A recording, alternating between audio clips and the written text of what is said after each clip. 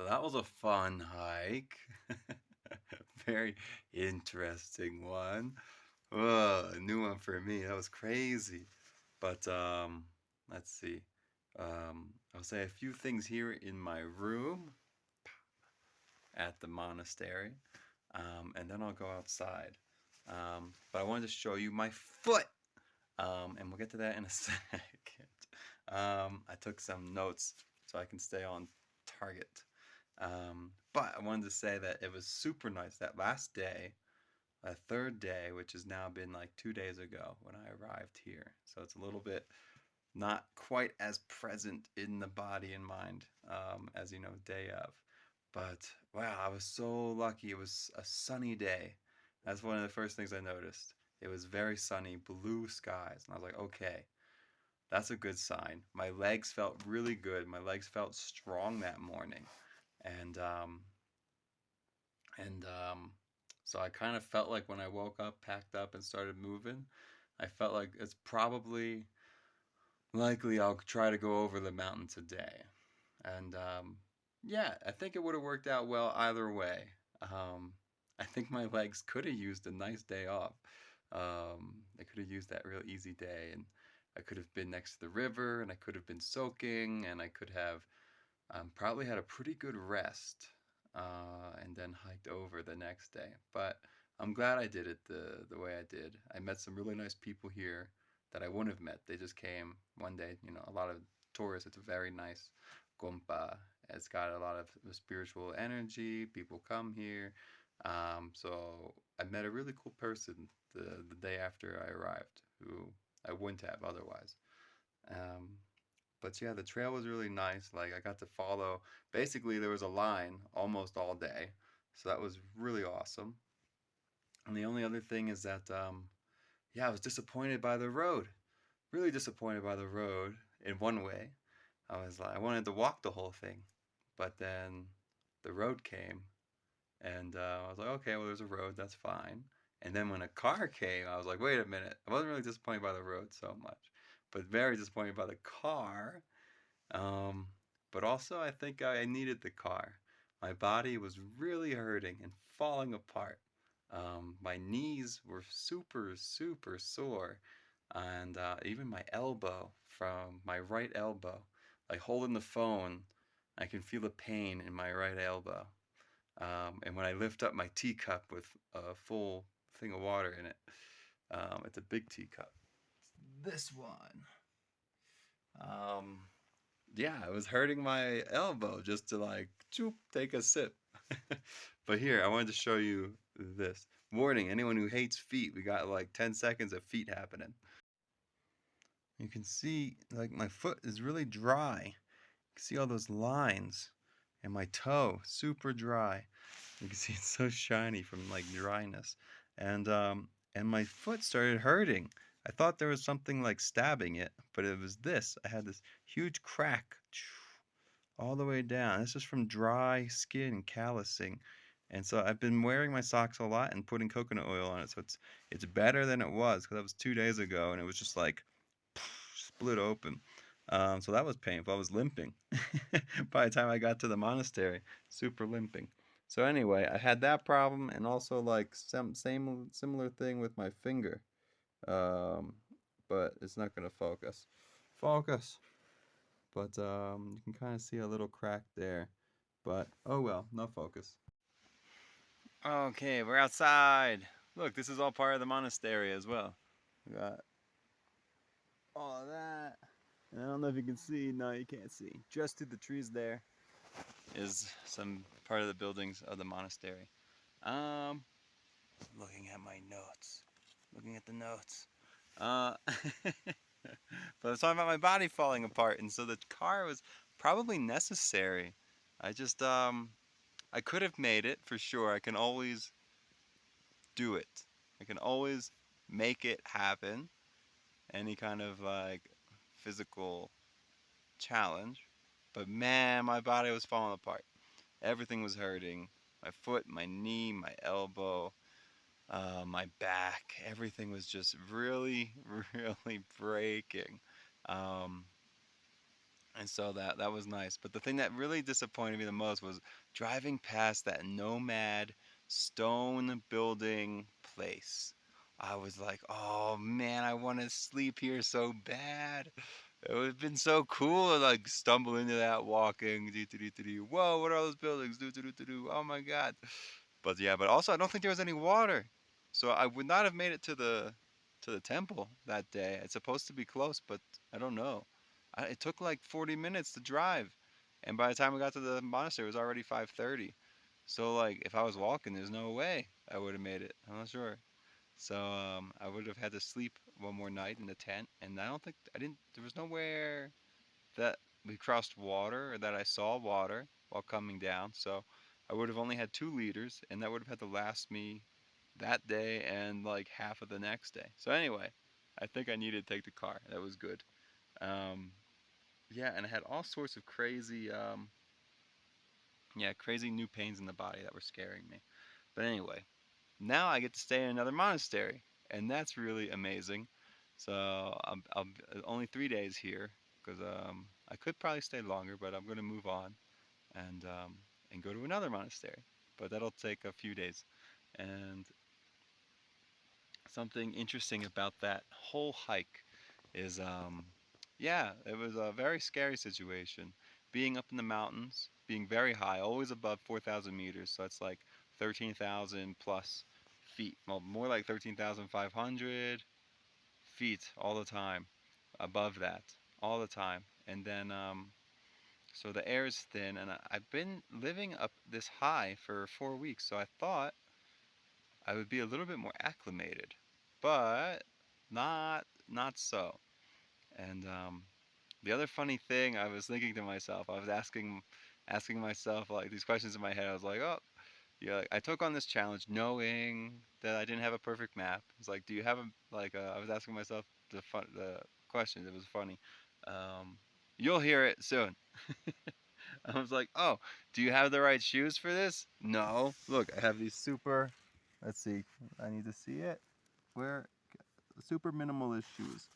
Oh, super minimalist. Not ideal for Rocky Mountain hiking. But oh well. I'm here. I have the opportunity. Let me do it. Do I have a sleeping pad? No, I have a very thin yoga mat and I have a good sleeping bag, so I'll be fine. Is my backpack light? No, it's probably the heaviest I'll ever have. And then, yeah, do I have a map of the trail? No, but it should be well worn and noticeable. And yeah, and I guess that was everything.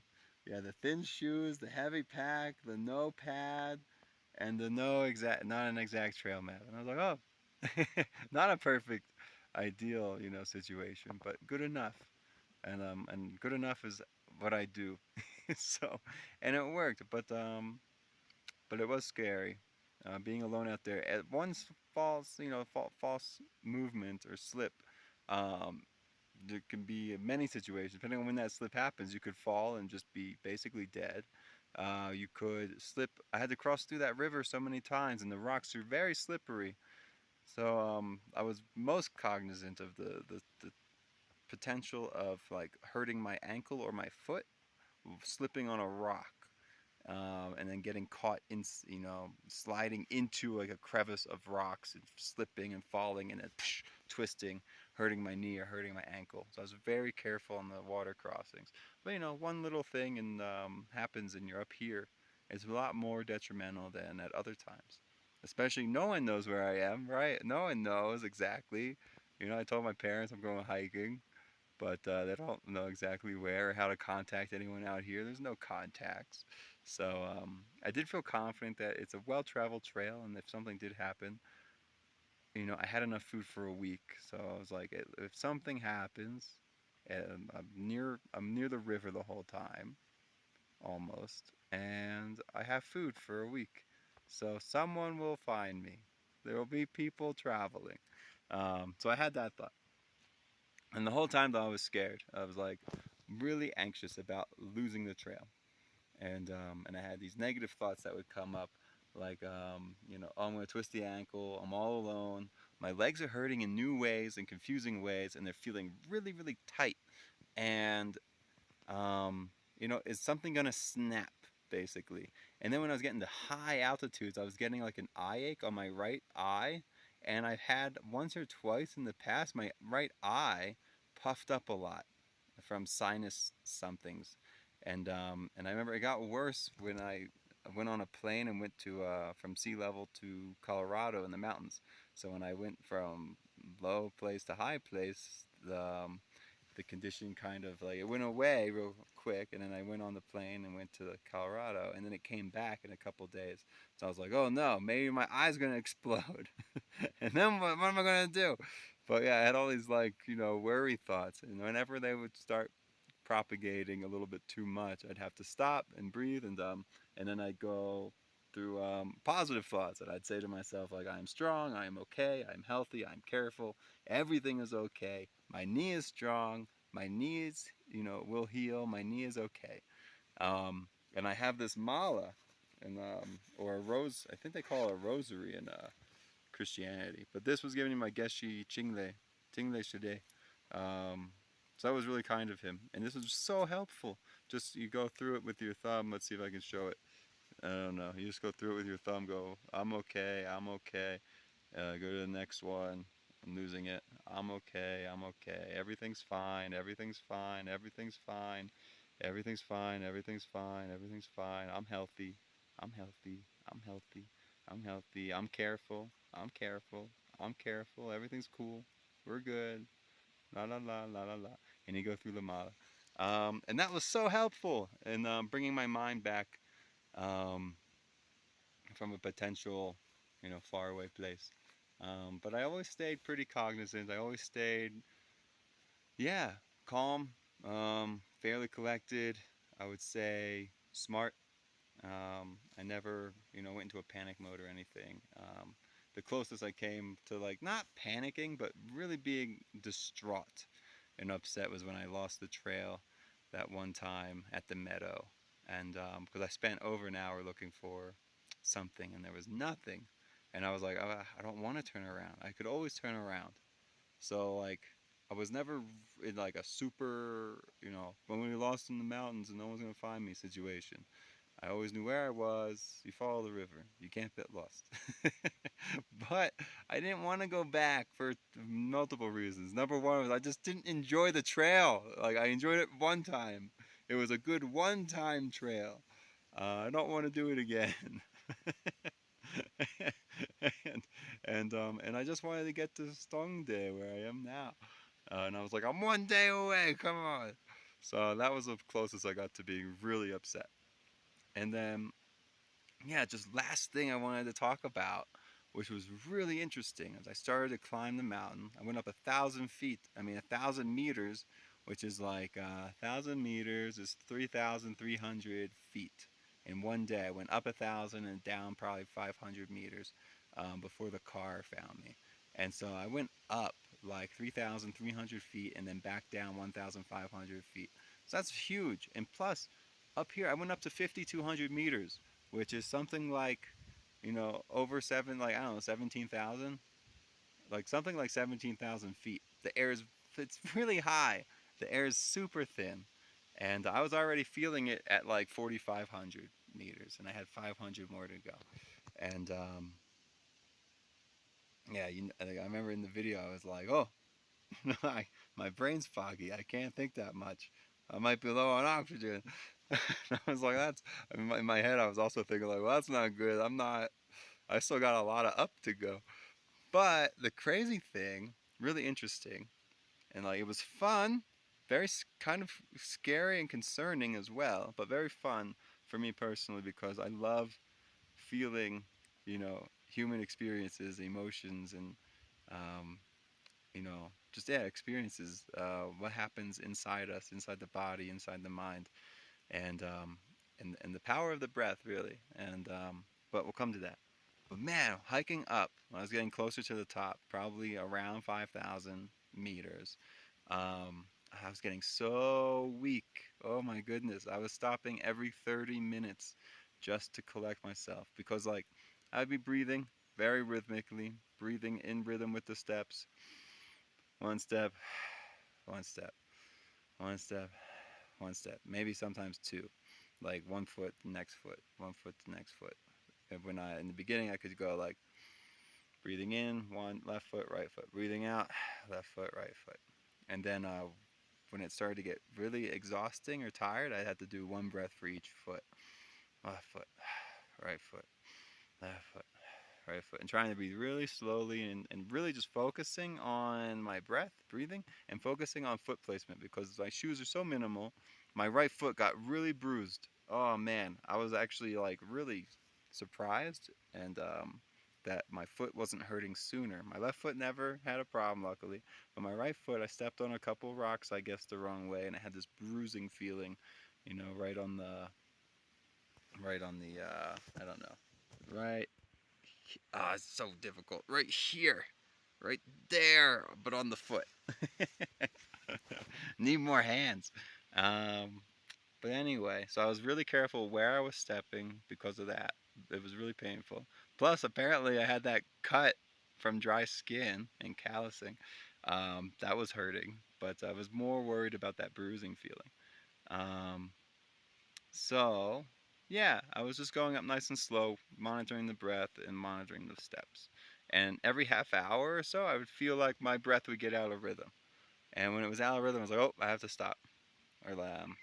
Or when I couldn't breathe through the nose anymore and I had to start breathing through the mouth, that's a bad sign.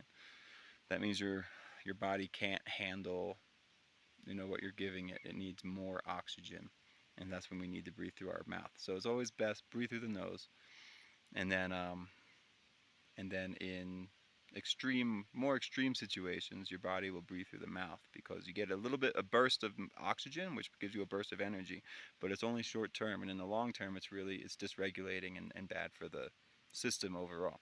Um, a lot of more we can go into on that, but I would get out of rhythm and or breathing through the mouth, feeling that need, and then I'd be like, okay, I have to stop. So I'd sit down, recollect myself. There's something called heart coherency breathing, which is just breathing in the same amount of seconds as you're breathing out and not holding it at any point. And so I try to get to 4. Sometimes I can only breathe in. I have to breathe in for 2 or 3 seconds. And I try to slow it down until I could get to 4 seconds in and out or more. And then I'd feel regulated 5 minutes, 10 minutes, and then I'd start walking again. But what got really interesting was I was getting really weak. And I just remember thinking like there were these points where I was starting to get a little dizzy, and I was like maybe a little faint. I was not quite faint, but I could feel like something like faintness, but very light. But mostly there was some dizziness and a lot of like tiredness. And I remember the one time I sat down to regulate, and I just like closed my eyes, kind of like meditating with the breath, and I was doing some of the positive talking. I was like, 2 breaths in, I am okay. Not 2 breaths, but like 4 seconds in, I'm okay, or something. And then 2 outs, I'm okay, something like this. And just to keep me steady and going. And I just remember feeling, oh, it feels so nice to fall asleep right now. Wow, it would feel so good to fall asleep right now. And I was like, that's not good. Can't listen to that feeling. That's a feeling when if you fall asleep, you stay asleep. Oh, like it might be like that. We're up really high, so I think it was. I think it's called hypoxia, something like this. I haven't had internet, so I can't look it up. I've been wanting to, but yeah. And then that feeling got stronger for like the last 4 or 5 rests I took. I was like, woo. And then by the end, I was like, it feels so nice to fall asleep. Like that weird in between consciousness and unconsciousness a little bit space. But I was always fine. I felt like obviously in that moment, in that place, you're not as completely in control or aware as maybe you would be in other times. But I'm very well practiced in awareness and mental fortitude and will, and I felt very much like I was still capable. Um, there was one time when I sat down and the rock was slanted and it kind of made me lean back and I was like, okay. And then I just went and I laid down. I was like, oh, you can't lay down. That's not good. Luckily, I was on a whole bunch of sharp rocks, so it wasn't very comfortable. Um, but it still felt really nice to lie down, and I had to be super careful. The last thing that was interesting was just getting weaker. And I remember the last time I picked up my backpack, it was so heavy. I was like, whoa. It was like, oh man, I had the thought like, is there gonna be a moment when I can't lift up my backpack? That'll be interesting. You can always like, sit down, put the straps on and crawl yourself up. But like just lifting it up over the back. But that last one was like, ooh, that was really hard. So that was just interesting stuff. I know this was a little bit of a long hawk talk or something, not quite, but I thought it was really interesting, this experience, and it taught me a lot. And I just felt really good about my ability to stay calm, collected, to stay steady and grounded, and to really stay in clear thought, even when I was feeling a lot of anxiety, a lot of fear. Um, Really, those two things, a lot of fear and anxiety. And, and every time I lost the trail, I was able to stay with it and to be smart and careful. And so it was really nice. I don't know if I wouldn't do that trail again, but I would probably, if I had, I need more information. I would do it again, but I would have to have a little bit more information about the trail where I would feel confident in my ability to navigate it. But I would do it again alone. But man, it's so scary out there being alone. Um, so anyway, thanks for watching.